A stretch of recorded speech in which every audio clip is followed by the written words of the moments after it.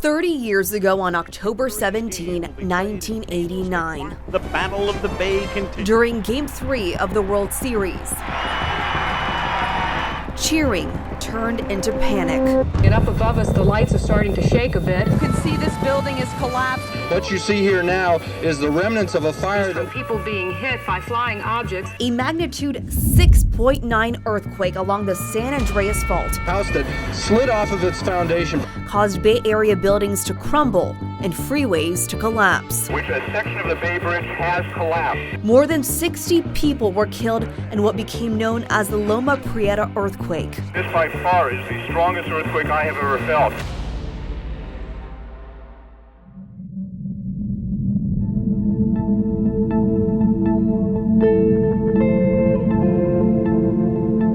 Thousands of faults weave through California like a spider web.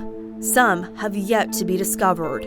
San Andreas is the most famous in California because of the damage it has and will cause. We are due for the big one. The fault is not just one surface, right? When it breaks in a particular earthquake, you usually see one surface. But each different earthquake might move a slightly different place, and you end up creating a zone that can be a variety of width. We took a tour along the San Andreas Fault with world-renowned seismologist Dr. Lucy Jones. Here's what she says will happen during the next big quake. Transmission lines, if the fault doesn't run through the tower, there's often enough flexibility that they can move and stay up. However, if it runs through the tower, it's a problem. These rocks could literally be in the air. I mean, this is actually not the safest. I mean, mostly I want to be outside with nothing to fall on me, but these big boulders here could literally be thrown in the air. Geologists say the southern part of the San Andreas Fault is 100 years overdue for a major quake. A large earthquake on the San Andreas Fault could be catastrophic for major cities anywhere close to it. It would have pretty severe economic effects. The shaking would damage thousands of buildings. A lot of people will die. Tim McCrink is a geologist with the California Geological Survey and says even things in your home could be deadly. If you have gas running to your house and your house breaks. You can see this building is collapsed. They don't know if people are still in there or if they... Right, something severe happens to the house. You break those pipelines. Now you're pumping gas into the atmosphere. It doesn't take much to ignite that. We've passed the 100-year mark since a massive earthquake on the northern part of the San Andreas Fault.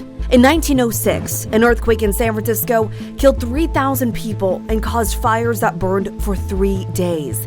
Half the city became homeless. The fire probably did more damage to the structures and perhaps to lives than the earthquake itself. But the earthquake itself did a lot of damage.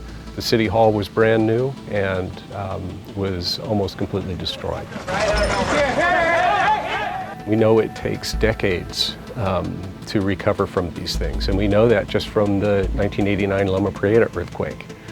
They had their 25th anniversary not too long ago, and the word that I heard from that was that they were just finishing rebuilding some of the buildings in Santa Cruz that were damaged by that earthquake. And it'll take a while for help to come. We're pretty much at the center of the San Andreas Fault along Big Pine Canyon. If the big earthquake hit, all the roads around me will be impassable.